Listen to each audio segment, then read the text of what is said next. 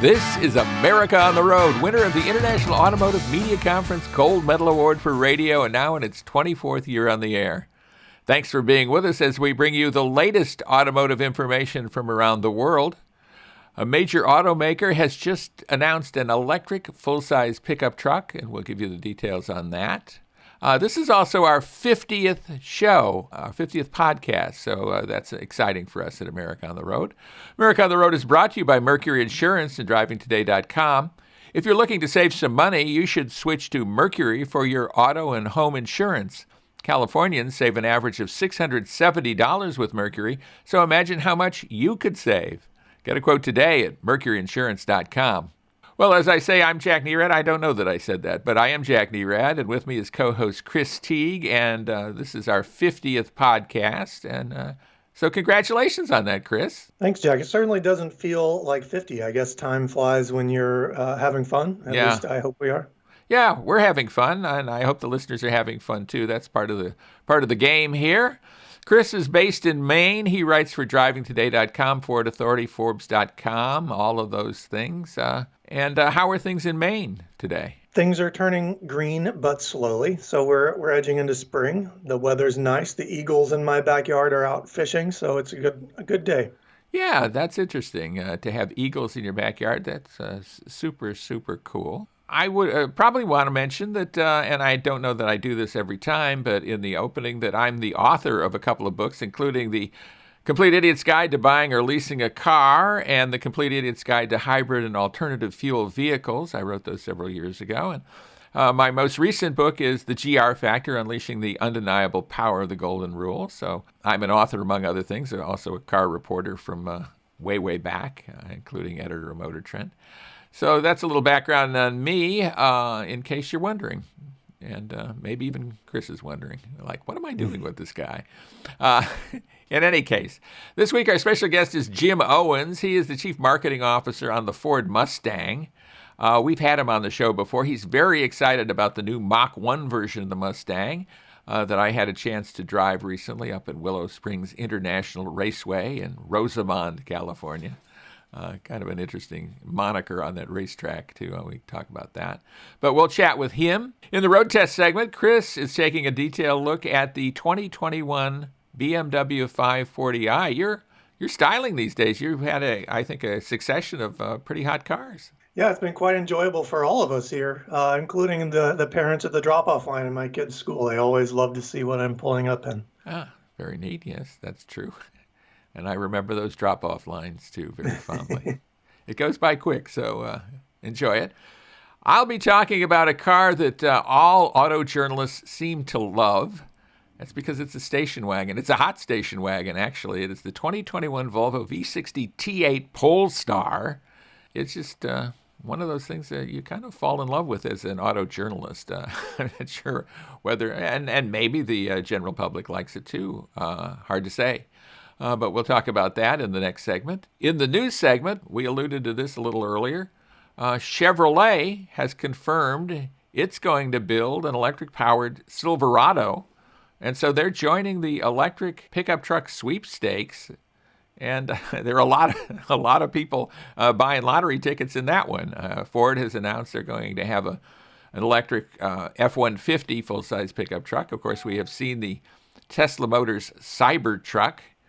And then there are startups, Rivian and Canoo among them, that are going to put electric pickup trucks out there. What's your take on all this, Chris? I think so first of all, the electric powertrains, they're really interesting. The compelling amount of torque, the power that's there, and then the fact that they could do that completely silently.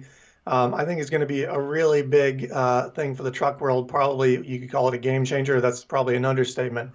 But, I think it'll be really interesting to see how they manage the power with range. I think the Silverado EV, Chevy promised up to 400 miles of range. What's that truck going to do while it's pulling a trailer across the country? I think that's going to be the big test for me, and I think a lot of consumers too. Absolutely true, and we'll talk a bit about that, I think, coming up. GM President Mark Reuss was the one who announced all this. He said that the Silverado pickup truck will be built at the company's Factory Zero assembly plant. That's in Detroit and Hamtramck. I don't know how a plant can be in two cities, but I guess it is. It must be a big plant. The company is going to invest as much as $7 billion in its effort to pivot from large internal combustion engine trucks to things like this electric pickup truck. And GM says this is a ground-up pickup truck design. It's not just a retrofitted Silverado, which is interesting, I guess. And it will be built beside the GMC Hummer EV pickup. That kind of makes sense. It's going to be built in the same plant. So I don't know whether there was an internal battle at General Motors as to whether Chevrolet brand would also get an EV pickup truck at the same time of GMC, or how that all sorts out, but that's yet to be determined. All of this will use GM's Ultium Drive technology. I think we talked about that on a show probably months and months ago. It's essentially kind of an erector set of components that GM can assemble various ways to put together all kinds of different electric vehicles. And that seems like the smart way to do it, doesn't it, Chris? It does. And it's really kind of funny that we're talking about this, because I was looking at the kind of GM of the 80s and 90s where, they put out several vehicles that are extremely similar to each other, but with different badges on them and slightly different bodies. And I think this is sort of the future forward sort of version of that badge engineering, which I love. I'm all for it. Yeah, it's certainly efficient, and if you have the right, and I think they're typically calling them roller skates now, because it goes under something. It's like those old roller skates. You might not even remember these, Chris, but we used to have roller skates that clamped onto our shoes. Do you ever remember seeing anything like that? No, we were well into speed skates by the time I hit the rinks, I think in the late 80s. So. Yeah. Well, we had these roller skates that would clamp onto our shoes, and that shows you what kind of shoes we were wearing. It wouldn't clamp onto gym shoes or sneakers or anything like that. But if you have that bottom base that drives everything, you can put anything you want on top of it. You can put a pickup truck body or a sports car body or whatever, and you can mix and match the electric powertrains to give you all-wheel drive if you want, front drive if you want, or rear drive. So it's kind of fun, and I'd love to play with that myself. You alluded to something that I think is really smart, Chris, and that's the fact that range is going to be important. They talk about 400 miles of range, but one of the things they also talked about was the fact that there will be fleet versions, and I think that's a giant opportunity for electric pickup trucks to operate in fleet use and commercial use. What's your take on that? I think it's a great way to fund development of future consumer vehicles, too, if you look at it from that perspective. I mean, Lordstown, given all their troubles, that was their focus point, probably still is their focus point. But I think it's a smart way to get started and sell a bunch of vehicles really quick, so you can, fund, like I said, development of other more consumer-oriented cars, trucks, SUVs, hopefully minivans, and all sorts of things like that. Right. A cool thing, too, about fleet use is just the way they're financed and the way they're used. I mean, a lot of fleet vehicles will come back to a particular location and can be charged overnight, and then off they go again. That's perfect for an electric vehicle. And I guess that's why they used electric taxis in London in 1880 or 1890. And it kind of is still the same today. Yeah, and I think there is some, well, beyond the fuel benefit, the maintenance, maybe the reduction in overall maintenance for the fleet's going to be a big selling point for some of these guys. But, that's millions of dollars in fuel that some of these companies, large companies, are putting out. Even our small local power company has a fleet of probably 100 Silverados, some of which have been outfitted, heavy duty with bucket trucks and everything else. I can't wait for them to make that shift. It'll be really interesting to see. It will be fascinating. So I guess this has really dominated the news and the news segment for us for this edition of America on the Road. So when we come back, we're going to be doing some road testing and some pretty cool cars. We shall road test the BMW 540i and the Volvo V60 T8 Polestar. So and I think it's actually the 2021 Volvo V60 T8 Polestar Recharge these days.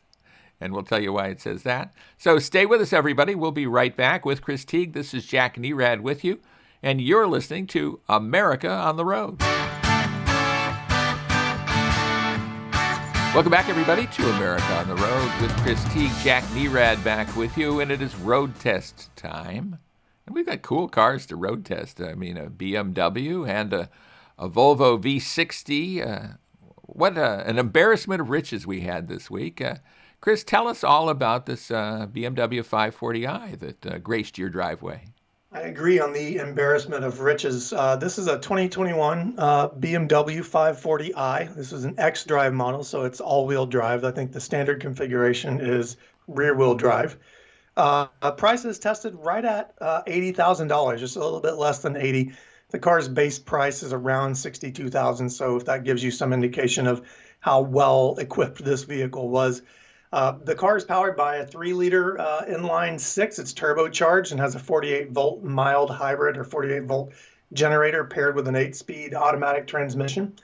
That puts down 335 horsepower and 332 pound-feet of torque, which not all that long ago were sports car numbers. And, you know, the 0 to 60 on this car is supposed to be somewhere around 4 seconds. But I'm going to make the point, because this is going to drive the rest of my review here, is that this car is effortless to drive. It's an extremely smooth cruising car, and the power is almost an afterthought, although it can produce some pretty good numbers in that department. So while I would consider it, you know, maybe a sports sedan, I think its purpose is a lot deeper than that. What do you think about the big 5 Series, Jack? I have loved the 5 Series since forever. I mean, dating back to when I first got in this business many, many years ago, decades ago. I've always thought the 5 Series is one of the best sedans of any type out there, even better to me than some of the larger ones like the 7 Series or, you know, the S-Class from Mercedes-Benz. I'm just partial to that vehicle.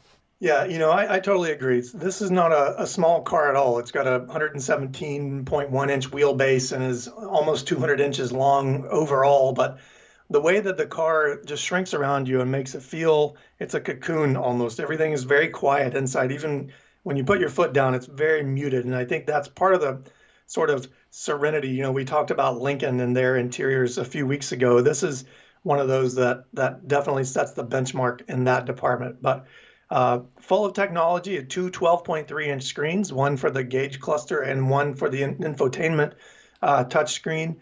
All sorts of safety technology, blind spot monitors, adaptive cruise control, the whole shebang, as my grandmother would say. Heated and cooled seats in a beautiful chocolate leather. That is I believe, a close to $2,000 option, which if I bought the car, I would probably check because they were beautiful. As I mentioned, very quick but very smooth. You know, we're now coping with post-winter roads here in Maine where the plows have torn huge chunks out of even my street here in the residential area of town.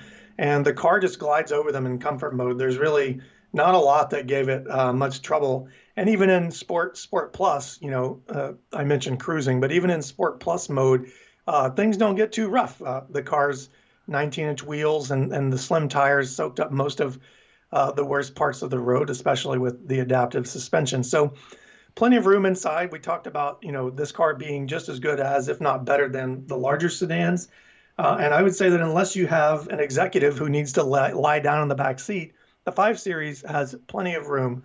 I'll skip over how tall I am for this segment, Jack. And I want to hear it. You know, aren't you like 6'6" or something like that? I think you're an extremely tall man.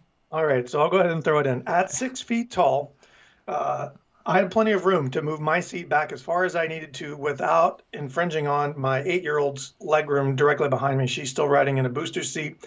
She had plenty of room. And my 4-year-old, who's still riding in a large full-size car seat, it's now forward-facing, but still a very large car seat. She could reach the roof with her hands, but had no trouble climbing in and getting out of her seat, never bumping her head. And I didn't get in my way at all, especially in terms of visibility. So plenty of room, great visibility, a smooth car all around. I wouldn't buy it for its speed, but it's absolutely a spectacularly fun thing to have in your back pocket when you want it. But all around, just a very solid, smooth car. Well, I couldn't disagree with any of that. I hope we're not running afoul of child labor laws, the fact that your kids are involved in the vehicle testing. I think that's probably okay. But otherwise, I think all is good, and I couldn't agree with you more. Yeah, I don't think they're not quite getting they're not quite winning in this circumstance. I think they have the best seat in the house. So I don't think anyone would complain about where they fit into the equation. Yeah, that sounds good. That doesn't really sound like child labor at all, does it? Well, I was driving a car, and I don't know whether this comes to you every now and then, Chris, but sometimes, and it's rare actually, that I'll sit in one of these cars that we're testing, and I'll go, I'd really like to own this car.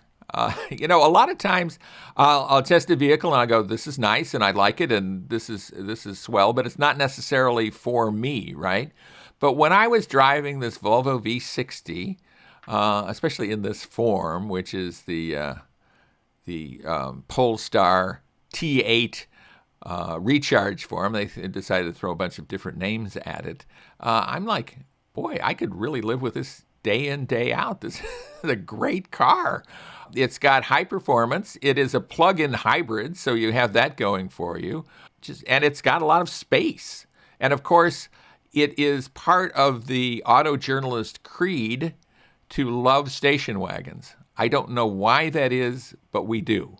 And I subscribe to that. So this has all of those things going for it. It's got high performance, plug-in hybrid, so you have some electric-only range. They say up to 22 miles. I'm not sure that I ever saw anything near that in terms of electric-only driving. But the transition from electric to the gasoline engine is so smooth, you really don't notice it. So maybe I was going 22 miles and didn't realize. I don't think so, because I'm a professional at this. But this is an all-wheel drive vehicle, and it has a 415 horsepower total powertrain that has both a turbocharged and supercharged four-cylinder engine. Yes, Volvo does things their own way. And then it has electric motors that power front and rear axles, so it's all-wheel drive. This will go from 0 to 60 in about 4.5 seconds. So here's a station wagon that's hot, and I've always liked that whole idea.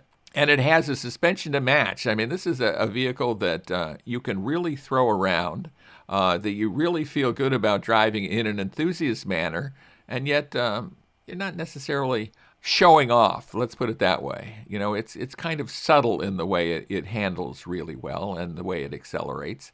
And of course, then you've got the whole Volvo interior going for you. And I don't know about you, Chris, but I've loved Volvo interiors for years and years and years, and I think the V60 has a terrific interior. What do you think about Volvo interiors these days? I think they're excellent. You and I talked about this probably a month or two ago, where it's simple and it's not sparse, but it's very clean. And the V60, the V90, the larger sedans and wagons, they've made it such a pleasant place to be.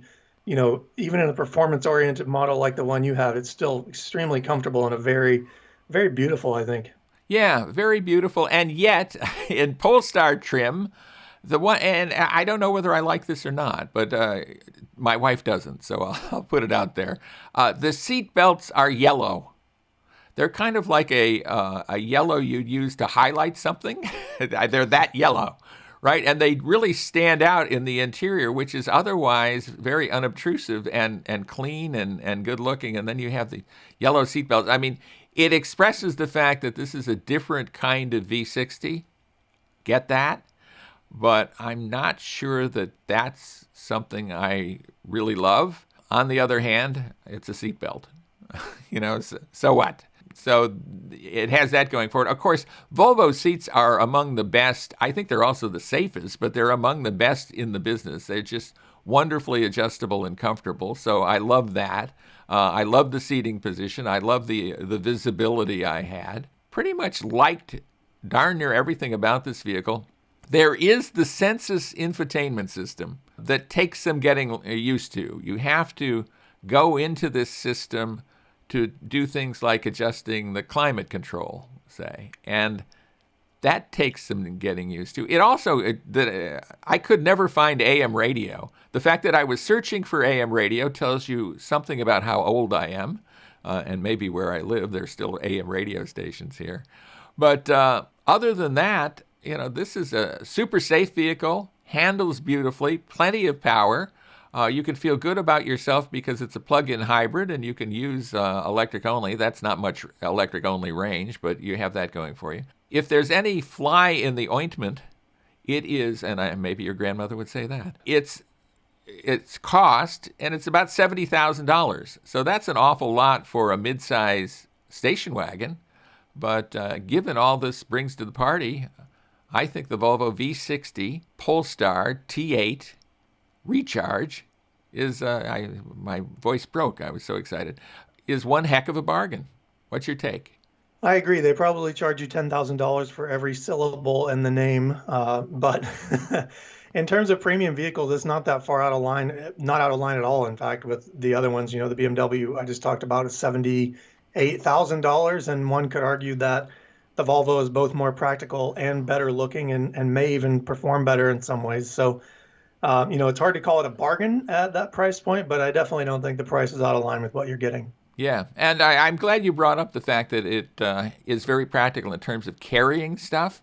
It doesn't look from the outside like it would have a big cargo area, but when you open the tailgate, there is a lot of room in there. You can throw a lot of stuff in there, a lot of suitcases. I just took my wife to the airport yesterday and tested it out that way, and I could have put probably 6 or 8 other suitcases in there as well. So all that going for it. As we said when we started the segment, an embarrassment of riches. The 540i from BMW, terrific vehicle, and the Volvo V60 T8 Polestar Recharge, another terrific car. So that's great stuff. And when we come back, we will be answering some listener questions for you. So stay with us for that. With Chris Teague, Jack Nerad with you, and thanks so much for being with us right here on America on the Road. Welcome back, everybody, to America on the Road with Chris Teague, Jack Nerad with you for listener question time. We love taking your listener questions. It's very easy to reach us with a listener question. Editor@drivingtoday.com. Editor@drivingtoday.com is where you would send that question. We'll answer it on an upcoming show. Answer it in an upcoming show. And we'd love to hear from you. If you just have a comment about the show, please send it along. And, of course, if you like the show, please pass it along to a friend of yours who you think might like it as well. We'd love to have them join us. And thanks so much for listening. And, Chris, I think you have a listener question for us, don't you? I do. It's on your favorite topic of car shopping. This one is on the topic of electrified powertrains. So they want to know which is better or which should they buy, a hybrid or a plug-in hybrid vehicle? It is a good question, and we had a plug-in hybrid as one of our review vehicles, the Volvo V60 T8 Polestar Recharge. The recharge part indicates it's a plug-in hybrid, so I had experience with that even just this week. My take on it is this. They've never really quite figured out how much range to put in, how much all-electric range to put in a plug-in hybrid. And I think if it has range of less than, say, 50 miles of all-electric, it kind of doesn't have any, or it's kind of meaningless, the amount of range it has. This Volvo, and we just love the Volvo, and we talked about it just recently, right before the break, about how much we loved it, had only 22 miles of all-electric range, and I just don't think that's enough. So given the fact that you pay a big premium for the plug-in, I would definitely figure out how much range it offered, also figure out how that worked into my own lifestyle. Am I commuting 50 miles to work, or am I commuting 10 miles to work, or I'm not commuting at all? But I might lean toward the hybrid in this case. What's your take, Chris? I agree. Plug-in hybrids, we talk a lot about electric vehicles and infrastructure. Plug-in hybrids, for me, unless you have the ability to install a charging station at home or have one at your work or somewhere else, you're not going to get the full benefit. So I'm all hybrid, team hybrid for this. Yeah, I just think the amount you pay in addition to what you would pay for a hybrid And at the same time, I'm going to contradict myself in a way, because one of my favorite vehicles out there right now is a plug-in hybrid. It is the Toyota RAV4 Prime plug-in hybrid. And I think I like it more because it's the hottest RAV4 and one of the hottest vehicles in the Toyota lineup, because it has more than 300 horsepower combined than anything else. But I think in that instance, the plug-in is almost incidental to the fact that you have all this horsepower. How do you feel about that? I agree, but if you want someone to buy a vehicle like this, a so-called greener vehicle, that's a great way to do it. You know, the RAV4 Prime is the most fun RAV4, the quickest RAV4, however you want to define it. But yeah, it's a great way to get people on board. Oh, very good. So I think we've maybe helped people. I think we're leaning toward buying a hybrid and saving that additional money you'd pay for a plug-in hybrid and go from there. So that would likely be our take on most of the vehicles. Well, I have a listener question too, and it's one of those pie-in-the-sky kind of questions. And I'd love to hear your answer on it. If you could have any car in the world, the listener asks, which car would it be? Oh, wow. So that's a tough one. There are so many great ones. We talk a lot about how hard it is to find an objectively bad vehicle because there are so few, if any, out there.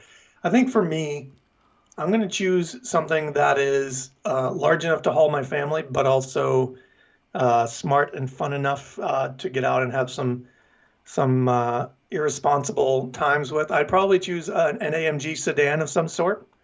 I think that would be, or a BMW M sedan. I think one of those would be great for my family and for me when I'm by myself on the rare occasion. Those are very sound choices and very rational choices, and at the same time, I like the fact that you're figuring into the fun quotient into all that.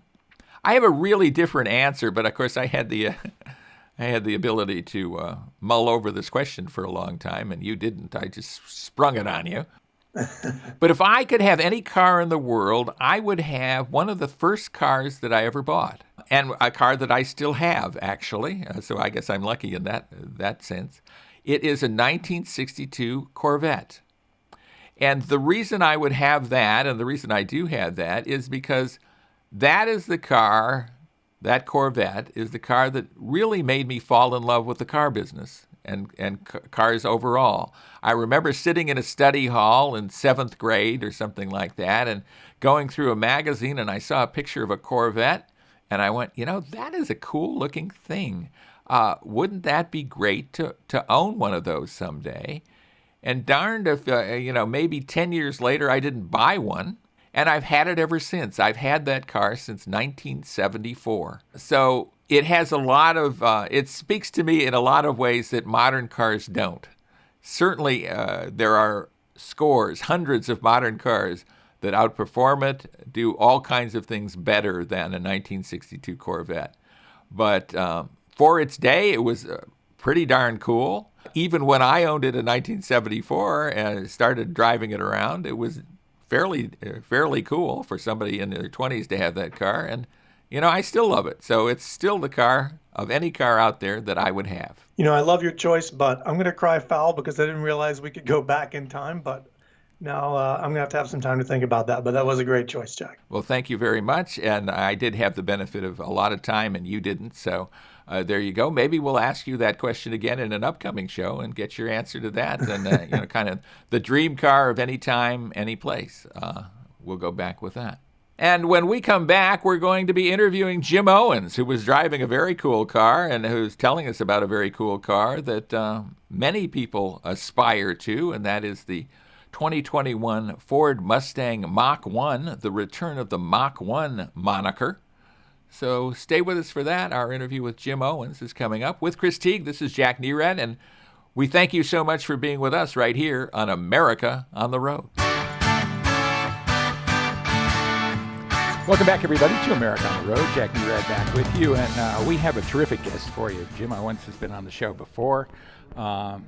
He is responsible for marketing on all things Mustang, and thanks so much for being with us, number one, and inviting me to this event.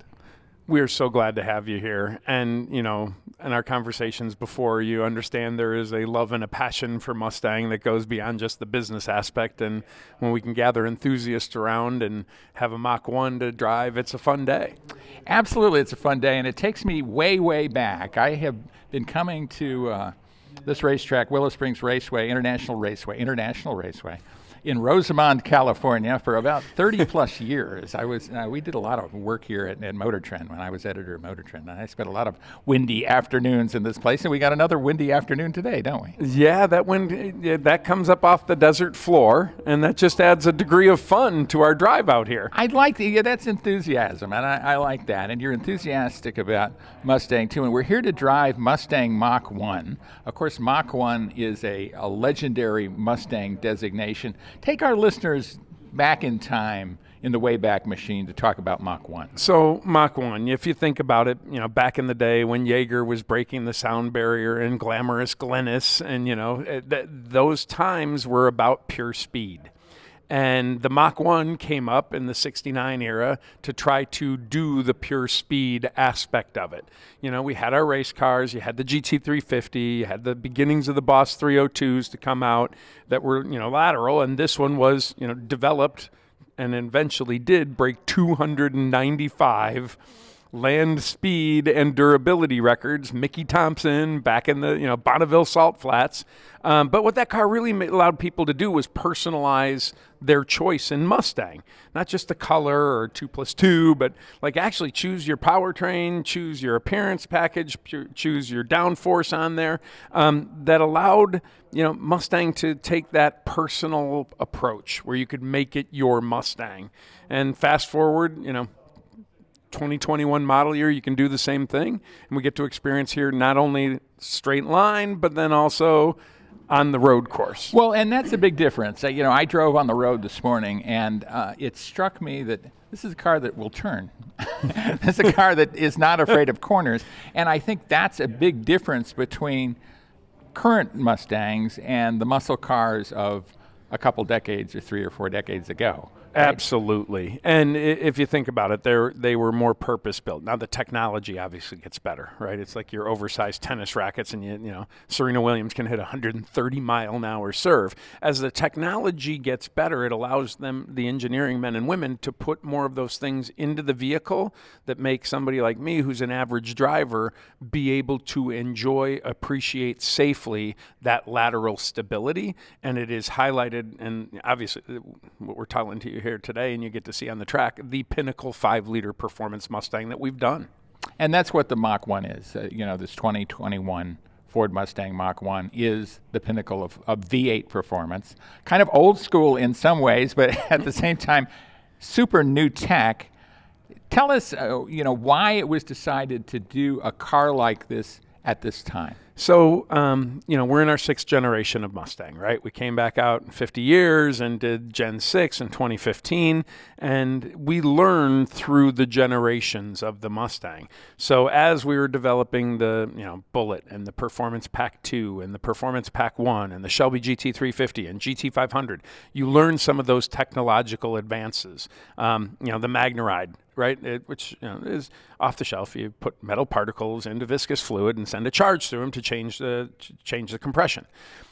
You learn and begin to learn how those are operating, and then can better fine tune it for that performance. So if you think from 15 to 21, those engineers, like Mike Dalzio and Nick Terzis and Barnes and those folks, have spent a lot of time learning and refining it. So now in the 2021 model year, 6 model years after we did the 50 years, it is the right time to put all of that technology together to make a car that has not only a historic and heritage name, but something forward-looking as well. You talked a bit about allowing the driver to customize the car, to order the car the way they want it, to get what they want. Walk us through some of the specific pieces. Yeah, so if you think of the Bullitt, or even the Boss 302, right? The 50 years limited edition. You could order it, but very limited choice of what you could put in there. In Mach 1's history, you could order the hood scoop that came in for $70 as a dealer installed option. You could order the side stripe kit off of it when you were in there. You could, order the big block, right? In this case, you can order, if you're just into the performance aspect of it at all, you can order a 600A, which is cloth interior with the handling package, so you don't have to pay for all of the leather and all the accoutrements. But if you want to have that as, your premium car, plus the performance attributes, you can do that as well. And the thing that we're really happy about is the automatic transmission in the handling package, which, Bullitt was a manual transmission, GT350 was a manual transmission, Boss 2 was a manual transmission. All of the performance derivatives have had that manual, and now what the engineering team was capable of doing is putting that 10R transmission with all of the coolers so that it could go out there and do a full-on track day in automatic or manual. And as the generation, that remembers this car fondly gets older, right? I'm as old as the Mustang. There are times when I'd really like to have the automatic transmission there instead of the manual. Well, and there's a lot to be said about the performance advantages of an automatic transmission, right? I mean, this is an amazing automatic transmission. I mean, we used to refer to automatics as slush boxes, right, back in the day. They're so far from that now, and this is so sophisticated. Talk a bit about this that transmission, the automatic, and then we could talk about the manual, because it's not your grandfather's manual either. Yeah, so the automatic is the 10R that's in the standard Mustang GT, but what they've learned from a calibration standpoint is to put in 3 completely different calibrations for shift modes and shift points. So again, they've evolved what they've learned over the period of time from this transmission, and now are capable of, you have your normal, you have your sport shifting mode, and then you have your all track shifting mode. So that those modes and how they calibrate it downshifts it when it wants you to. And then the other cool thing is it kind of adapts to your driving style.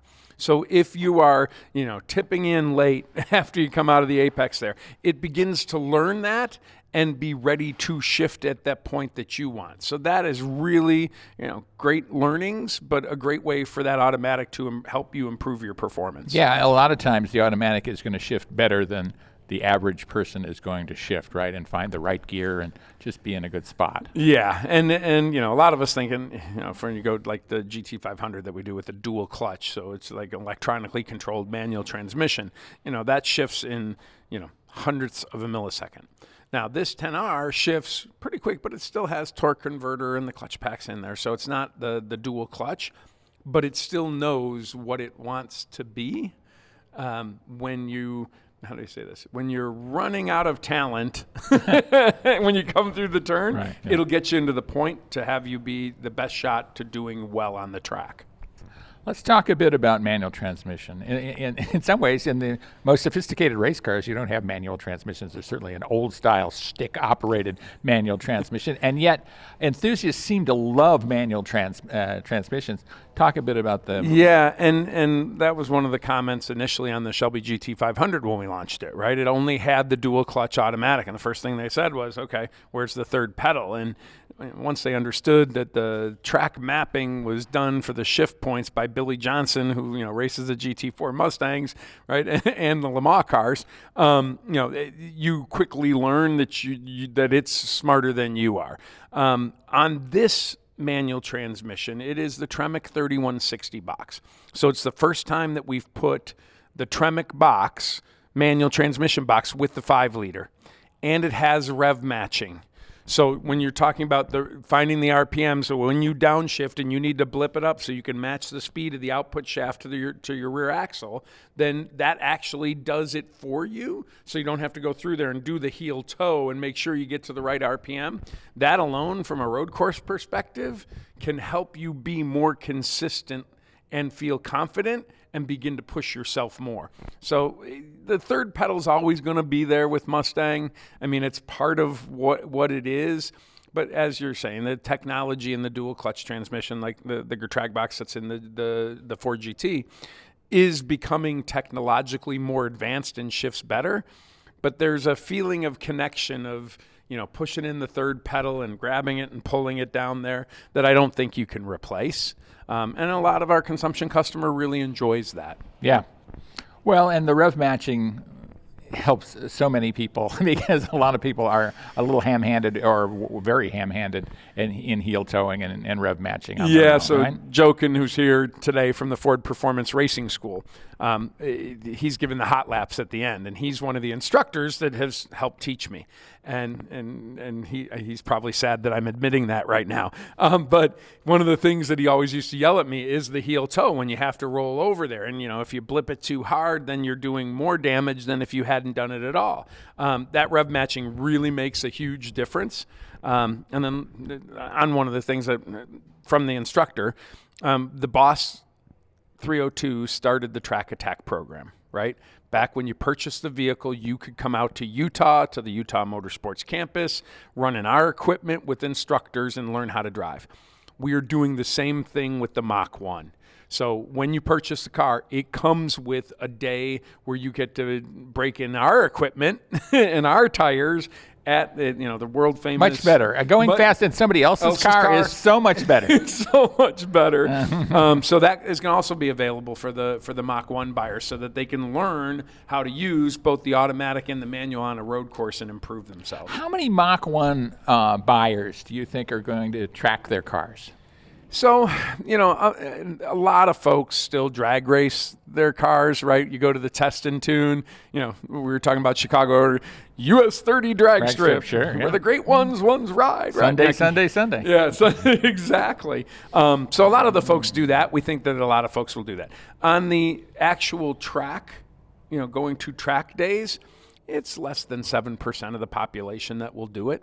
The manual transmission customer has more of a propensity to do it than the auto customer does, although we will have both cars available at the racing school.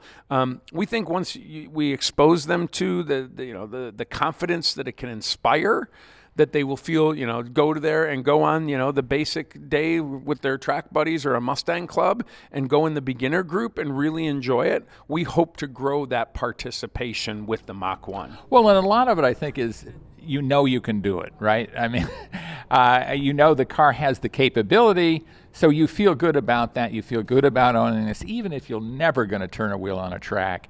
You like to have the feeling, I could do that, and that's been done with this car. That it can instill that confidence in you that if you wanted to do it, you could. And that's where we're really, really comfortable with the engineering that went into this vehicle. Let's talk. One of the things that struck me during the walk around a little earlier today were the number of coolers. The number, all the airflow, and just all of that. Walk us through some of that and why that's important. So when you do a track day, so first, the combination, and Carl really explained it well, and the combination of making it look fast standing still, making it fit for the engineering components that you need, and then to be able to have the airflow where you need it is, like a three-dimensional Ouija board, right? You have to go in and find it. And they've done a really good job with that. So what you really need for your track days to be able to do, a 20-minute session 3 times in the morning, 3 times in the afternoon. You need your tranny cool, you need your engine cool, you need your rear axle cool, and you need your brakes cool. And those were the cooling in the air ducts that Carl was showing you that have the cooling in there. Things that we learned from the GT350 and 500. You put the rear undervalence in, you put up a little angle up there so it changes the airflow. It sucks the air in as you're driving to dump the air onto your torsion differential. And it's not a lot of, whiz-bang mechanical flux capacitor stuff, but it's aero designed that can help cool it. The air coming in on the passenger side to come in and cool the tranny, and on the driver's side to come in and cool the brakes on both sides, and the engine allows that air to come in. The lower belly pan that we have that we've extended past the front wheel allows that to pull the downforce down. So they manage that air to do, cut through the air properly, but then still cool the vehicle so that if you wanted to go out and do it at, Route 66, right, and that they have out there, the Autobahn out in Joliet, that you could go out there on a full 20-day or 20-minute session, 3, 4, 5 times in the morning, 3, 4 times in the afternoon, turn around, change the settings if you wanted to, and drive that car home. Tell our listeners why downforce, especially on the front end, is so important, because it really is. And this is a car with really high speed potential, right? So downforce. Yeah, they certified it at over 160 miles an hour, both on the auto and the manual. Downforce, when you start to drive at higher speeds, and you get, in a plane, getting front lift is probably a good thing. Gets you up off the ground. Yeah. Right? You fly. Yeah, you don't want your car to fly, though. On a track, that's not a good thing. Right. So what you want to be able to do is aerodynamically hold it down to the ground to, above and beyond the mechanical grip. Right, so the air pressure holding down the tires mechanically are going to hold you there. Pilot Sport Cup 2s or the 4S's that are on this car. The mechanical grip are there, but you want to actually design it so that the air is pushing it down, front and rear, on a good center of balance, so that as you're coming down there, you feel stable at those high speeds. And the engineering team has done a great job with the design team on this Mach 1. Are there other mechanical things that you think we should talk about with the Mach 1? Just a unique engine. It came from the Bullitt motor. Heaven knows we didn't talk about the engine, right? So it's different than the Mustang GT, right. And it's different than the GT 350 or 500. It is a 480 horsepower V8 version. We learned from the base Mustang, which is 460 horsepower, so it's a 20 horsepower increase and 420 foot-pounds of torque. What we've been able to do is change the air mapping and the calibration in there to get the maximum amount of horsepower that we could out of that V8. And it's separate motor code, so that, again, when we talked earlier about the power of personalization, you're getting to choose a different engine than the standard Mustang GT. That's the other component of it that we're really pleased with. Yeah, and a pretty cool time. Certainly Ford has committed to turbocharging, direct injection, and but to go in some ways, I almost want to say old school, but old school isn't quite apropos because there's so many new pieces to it. But, a V8, big torquey, naturally aspirated engine is something that's kind of cool. Yeah, it is. And the GT350 that had the flat plane crank, made that such unique sound, and 8,250 RPMs, it made unique music. The naturally aspirated Mach 1 engine, which is the 5-liter, that exhaust note is guttural and visceral, but it sounds completely uniquely different than its GT 500, than even the Mustang GT with the active exhaust. 4.5-inch exhaust tips that are perforated on the inside kind of makes a little bit of a symphony coming out of there. Yeah, nice. A nice song to hear. Take us through the interior. So the interior on the cloth, you can get the normal cloth Mustang seats in the 600A, and then you can get the leather seating surfaces on the 700A. But then you can also take up the Recaro seats that will hold you laterally. So if you want the handling package and get the Recaro seats, that holds you, so you can hold the lateral Gs. There's rear seat delete in the handling package. So that if you really wanted to take that weight out for the track and you didn't want people sitting in the back anymore, you can do rear seat delete. We have the Elite interior, which also includes like the B&O sound system. So if the exhaust note isn't the only musical note you want to play, you have the Bang & Olufsen system that is in there that really, is... It's kind of funny. We talk about how we design it out here on the track and all the engineers working on it. When we went up to the B&O sound system design, they have people whose ear is like a sommelier's tongue, right? So they can hear pitches, and they'll take it and put the material in. They build like an inside of a Mustang with all the materials, and then they change the speaker locations to see where, like, literally premium sound. I'm thinking of my old 8-track cassette, right?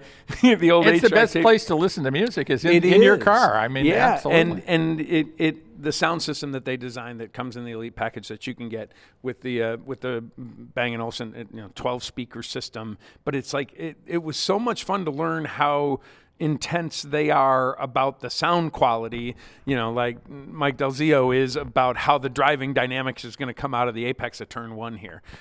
So those are some of the things that you can get in the interior. On the appearance package, we tie the orange color through. It's a little bit different. It's that fighter jet gray. That is only available on the appearance package, but then it has the orange edge on the stripe, the orange calipers, and then an orange spot across the middle of the leather seat to kind of tie that color together. and you have a pretty healthy interior when you put all those things together. Perfect. Take me through pricing. So pricing, it starts at, 50, just under 53,000, and then you can take it all the way up to the mid 60s to the high 60s, depending on what you want. And again, it's about, if you remember correctly, the old 5-liter LX. Right? When you had the base with nothing in it that you could buy the V8 power with it. That's kind of what we have. We have the ability to buy just the performance aspect of it, but if you want to go out there with the 700A and the Elita package and the appearance package and the handling package, you can take it up to the high 60s which isn't inexpensive. Well, there was a time when high 60s seemed like, wow, that's stratospheric, but it sure is not stratospheric now in this era of high performance cars. And right? And I'm not saying it's inexpensive, please. I'm not, but it still, one of our hallmarks is it's still a relative performance value. And when you're out there on the track today driving it, or you're getting your hot lap, you could compare that favorably to cars priced substantially higher. So it's not inexpensive, but it's still a relative performance value. And that's what, kind of what Henry was about, right? He wanted to put America on wheels. He wanted to make sure that every person could get on there, not just the wealthy. And it's kind of like the democratization of performance. And while it's, you can start in the 50s and go all the way to the 70s, high 60s, that is still an unbelievable performance value for what you're getting out of that vehicle. Right. And when will it be in showrooms? It is actually in showrooms starting right now. The first one started coming off in January. The handling packages we can't sell until March, so those are starting to arrive in the dealership. We produce the Mustang in Michigan, and it's a little cold in Michigan in the winter. Right. And those tires that have the PS2s, right, the Sport Cup 2s, under 40 degrees, they get a little stiff, and so it's hard to put them on the rail car. It's hard to put them on the rollers. So we don't produce the Pilot Sport Cup 2s from basically November till March. So those handling packages are now being built because actually in Michigan the snow's gone. So those are starting to be in the dealerships today. Well, terrific. Jim, thanks so much for being with us. Always fun. Thank you for having me. You know how much fun we like talking about this stuff. Yeah, absolutely. Hopefully put a smile on your face today as you go out there on your hot lap. Always talking to you puts a smile on my face, and driving the Mustang does too. So thanks so much for being with us. We appreciate it. Thanks so much. Stay with us, everybody. We'll be right back right here on America on the Road. And that was our interview with Jim Owens, who is the Chief Marketing Officer on the Ford Mustang. Obviously excited about the all-new Mach 1 version. I was excited about it too, and driving it at the Willow Springs International Raceway in Rosamond, California was a blast, a big blast, and I'm thankful to have had the opportunity to do that. I'm also thankful every week to have the opportunity to do this show with good friend Chris Teague. Thanks so much for being with us, Chris. You do just such a great job on the show. It's appreciated. Well, thank you for making me blush on a Thursday morning, but thank you, Jack, and thanks everyone for listening to our rambling for the past 45 minutes or so. But if you like what you heard, go ahead and hit like or subscribe wherever you get your podcasts. That will help us continue to grow and hopefully bring other people along for the ride with us. We'd love to have other people come along with us for the ride, and we're so happy that you're with us as a listener. Thanks for being with us. Please check out my book if you have a chance, The GR Factor, Unleashing the Undeniable Power of the Golden Rule. It is available in bookstores around the country, on Barnes & Noble, of course, and Amazon as well. So check that out if you would. And again, our thanks to Chris Teague for being with us. Our thanks to Mercury Insurance for helping sponsor this show. And most of all, thanks to you, the listener, for being with us. We really do appreciate the chance to talk to you each week. So we appreciate that. And join us again next week right here for another edition of America on the Road.